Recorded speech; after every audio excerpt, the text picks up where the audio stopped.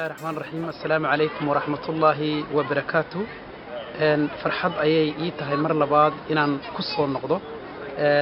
تاجرياشيدي يدتك إدارتي الصوماليات إن مر لبعض كسر النقطة ما أنت كلن كينن وحنقول تلقى هدي إلى هاي رالك النقطة إن وحوجا مركا إذا كورنمو يدو أصفي عن نلو دارتي وعن كوجا لي كله ديجان كانوا كوجا لي صدق خوف الصوماليات إن أنا حلبان هان باش هان دبيدن كسر النقطة أنا دين كورهمو وحياله الدعي وحيا نقبلنا من ذي اللحظة بلاد هيد كسر ورقتي دورشة دي قلها ديجانك أنا ما شاء الله كقول السنة مركا قله هو قيبسين هاي شن جدي أيوه قيبسين هاي مركا شن تجدي صدق ذي الصومالي دا دول بجدي جارة أيوه قلا أنا جو حنقلا مركا جدي قلا هيلث أو سوسيال كوميتين ومعين هذه هاي guddiga caafimaadka iyo bulshada taasoo ah guddiga ugu ballaaran budgetka golaha deegaanka runtii 3 meelood marka loo qaybiyo 2 meelood qaadata ayaa waxay tahay shaqadeedu waxa la wixii ku saabsan dhinaca arrimaha bulshada iyo caafimaadka arrimaha bulshada markaan leenahay waxa kamid ah arrinta maaragtay haday tahay baanaha haday tahay xiriirka guud ee bulshada hadday tahay dadka maaragtay dhaqaalaha dadka la siiyo ee dhinaca naaf ku xiran hadday tahay maaragtay ururinta dadka hadday tahay dhalinyarada hadday tahay waxa la wixii ku saabsan arrimahaas oo dhan ay qaabilsan yihiin waxaan kula qaabilsanahay dhinaca caafimaadka oo marka isna noqonaya dhinaca caafimaadka ku saabsan hadday tahay qaybta caafimaadka ku saabsan ama ha noqoto siikayaasha dadka waaweyn dhalinyarada dhakhtarada waxa la wixii dhinaca caafimaad ku saabsan ayuu yahay shaqadeeda guud marka aniga runtii baashahan guddigaas ayaan ku biiray anigoo muddo ka soo shaqeynayay dhinacan caafimaadka iyo bulshada isla markaana aan soo bartay dhinaca bulshada ay aqoontayda ahayd ayaa marka sidaas ayaan ugu biiray haddaba waxyaabaha dhacay ee Soomaali ahaan ilaa hadda waxay ahayd runtii arinta ugu weyn ee aan iminka jecelahay inaan ka warramo dhinacan baanaanka leeyahay ama waxa weeye xaggan caruurta iyo qoysaska dhibaatadan ka soo waajahaysa qoysaska Soomaaliyeed ee degan dalka Norway runtii guddigayga oo ah guddiga Health Social Committee ayaa qaabilsan arintana waxa degan magaaladan Oslo ilaa 600 oo kun oo qof baa degan marka dadkaas oo dhan baan mas'uul ka nahay marka runtii anigu arintan xoog ayaan saaray haddaan nahay guddigayga Health Social Committee waana ka hadalay imikana waana ku guda jiraa waxa marka hadii tira koobka la jaleeco caruurta ajnabiga ah ee la qaatay sanadkii 2010 ah ama dadka la yiraahdo hadii jir ajnabiga ah ee la yiraahdo Ikevestilia waxay gaarayaan ilaa 4087 qof taas oo macnaheedu yahay in ay maaragtay la eg yihiin guud ahaan caruurta la qaatay ayaa ah 4000 qof marka in ka badan 50% waa ajnabi waxay ka yimaadeen wadamo kala duwan ay Soomaaliya ka mid tahay ay Poland ka mid tahay ay wadamo badan ka mid yihiin oo waa carqalad dhibaato jirta marka waa mid leena la qabo laakiin ta inoo gaarka ah waxa weeye in bishan Maars oo kaliya ay dad badan la soo xiriireen aan ogahayna in bishan aynu soo dhaafnay in ilaa 16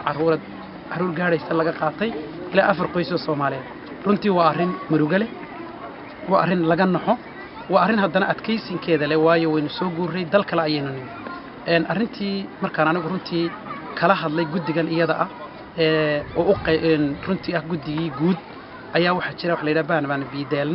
biideelka qaybta caruurta ee biideelada ama degmooyinka waxay leeyihiin mas'uuliyad gaar ah taasoo ah caruurta inay mas'uul ka yihiin inay iyagu u yimaadaan nolol maalmeedkooda la socdaan qaybta guud ee ah baano familia taatun ayaa iyaduna waxay mas'uul ka tahay guud ahaan wixii guud ee loo sameeyo caruurta iyo qoysaska iyo sidii la isugu soo dhaweyn lahaa iyo marka la qaado sidii meel loo dejin lahaa marka runtii arintani waa arrin murugale haddana waxaan u baahanahay inaan isku duubnaano waxaan anigu ku talinayaa kow oo dhibaatada ugu weyn ka taagan tahay in marka qoysaska Soomaaliyeed runtii loo yimaado ilmaha mid kamid ah la yiraahdo qolada baanu yiraahdaan maaragtay ilmahan waxaan doonaynaa inaan kala hadalno ama bishiimix smelling la soo qoro hadiya jeer waxa dhacda in aan si fiican loo wada hadlin in la dido in family-ga maaragtay qoyska Soomaaliyeed runtii u arkaan la soo weeraray dabadna uu dhacdo dhibaato ay markaa dhacdaba in reerkii dhoofaanba oo caruurtii intii kala la carra walaal waxa loo baahan yahay baanuhu way dareensan yihiin waxaana imika lagu dadaalayaa in la sameeyo guddi gaar ah oo isku xidha qoysaska arrintan khuseynayso iyo carruurta oo maaragtay dadka ka dhaadhicisa sharcigu siduu yahay dhowrta dadkii la hadasha fahansiisa marka taas waa arrin aad iyo aad u muhiim ah marka waxaan ku talin lahaa marka ilmaha laydin yimaado haddii ay dhacdo insha Allah laydin iman maaye ama intii ay ku dhacday marka laydin yimaado in ay walaalay wada shaqayn la timaadaan waayo waxa dhacda in ay wada shaqaynta dad badan oo Soomaaliyeed diideen ama qoysas badan marka taas oo keentay inay ama tagaan ama ay wada shaqayntii diidaan arrintaasina ay marka arrintii cirka ku shareerto ay dhibaato weyn keento marka waxaan ku talin lahaa kow in wada shaqaynta la furo la wada hadlo de go'aaga ama maradaada hadii lagu qabso waa laga garbaxa in la wada hadlo wada hadalkaas la furo si fiicanna loo wada hadlo talabaad wixii bulshada Soomaaliyeed ama shacabkiina Soomaaliyeed ee degan Norway gaar ahaan magaalada Oslo inaan isku duubnaano inaan guddi samaysano arrinta ka shaqeysa anigu xildhibaan ahaan waajibkayga waxaan diyaar u ahay inaan ka soo baxo inaan isku keen xiro inaan isugu keen yeero inaan conference idin qabto oo aynu ku tashano ayaan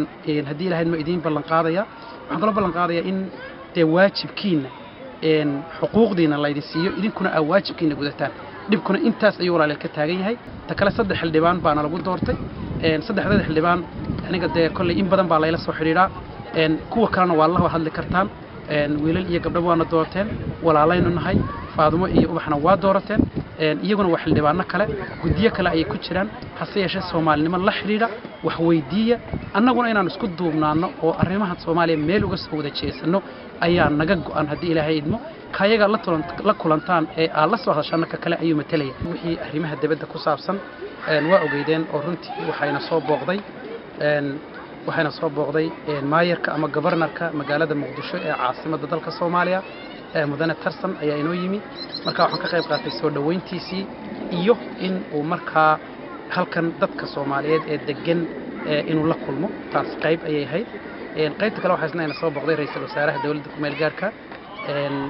Cabdiwali Maxamed Cali Gaas ayaa soo booqday taana waxaan ka ahaa qayb oo waxaan kamid ahaa guddiga qabanqaabada ee soo dhaweynta runtii waxay arrin aad dadka Soomaaliyeed ee degan magaalada Oslo gaar ahaan dalka Norway u dhan yihiin bay ahayd waxaan ahayn wax qiimo leh oo marka runtii anigu aan u arkay wax aad qiimo leh dadku runtii aad bay u faraxsanaayeen waxa kale oo isna dhacay shirkii London conference waa arrimihii dibadda waliye oo London conference ahaa mid aad iyo aad qiimo ugu lahaa ummadda Soomaaliyeed guud ahaan markay tahay nabadda iyo diilada nabadeed soo dhaweynta dawladnimo inay ahayd mid runtii jawi fiican ka muuqday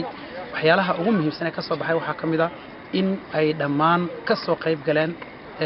maamul goboleedyada jira ay ka soo wada qayb galeen waxa inna runtii ahayd arrin aad loogu farxo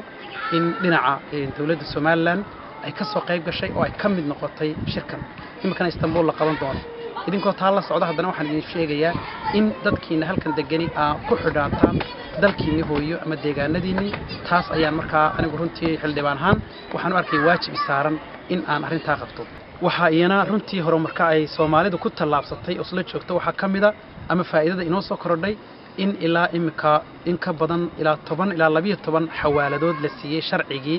oo sharci ku meel gaar ah oo 2 sanadood la siiyay maadaama sharciga 2 sanadood la siiyay insha Allah waxa loo kordhin doonaa sharci rasmi ah waa la siin doonaa runtii waa arrin waa tallaabo lagu farxo maadaama dalkeena walaaleel burbursan yahay waa inaynu markaa ogaanaa arrintaas inay arrin muhiim tahay oo markaynu dhaqaalaha meesha aynu marsanayno inay noqoto waan ka shaqayn doonaa hadii Ilaahay noo la hadalna dawladda sidii maartay sharci loo siin lahaa aynu u heli lahayn xawaaladahana waxa la gudboon inay samaystaan urur ka dhaxeeya oo matala oo markaa meel loogu soo hagaago taasi markaa waxay noqonaysaa in wixii aynu marinayno oo dalkeena ama deegaankeena dalkeena oo dib loogu dhisayana inaynu halka marino walaaleel waxayna wax muhiim ah inaan iska ilaalino wixii warxuma tashiila ee ina kala eriyaya ee Soomaalinimadeena kala fogeynaya waayo maanta dan ayaa inaga dhaxaysa dan taas oo ah mid isku keen xidhaysa oo inaga dhaxaysa inaynu Soomaali nahay inaynu qurba joognahay inaynu isku dhannahay aniga waxa iga go'an maadaama la doortay oo ay doorateen in aan idin adeego inaan dib idin ku soo noqdo inaan markaa ii baahataanba idin imaado hadii Ilaahay idmo wax xaq u leedahay inaan noogu timaadaan meelaha aan ku shirayno idinkoo guddiya inaan la socotaan waxaan runtii iyadana salaan gaar ah idinka sida ra'iisul wasaaraha iyo xisbiga aan ka tirsanahay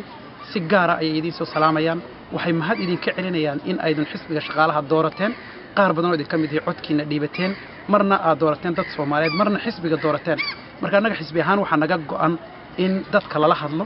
in dadkiina doortay wixii ay nagu doorteen iyo barnaamijkii aanu ka soo baxno waa waajib isaguna ay saaran anigoo markaa magaca xisbiga ku hadlaya sharaf mahad waxaan u celinayaa runtii calanka oo noqday television marka TV-gan calanka ayaan mahad u naqaya oo ah barta kaliya ee iminka Soomaaliya isugu iman karto runtii neutralna ah mahad gaar ah ayaan u naqayaa bahda calanka iyo dhammaan meediyada kale Soomaaliyeed ee ku hawlan in Soomaali wax loo qabto aad iyo aad ayaa walaaleel mahadsantiin ilaahay subxaanahu wa ta'aalana waxaan ka rajaynayaa in uu qulubtan isu soo jeediyo inaynu isku kulanno inaynu meel uga soo wada jeedno dhibaatadeena wanaageennana wada qabsano aad iyo aad baa mahadsan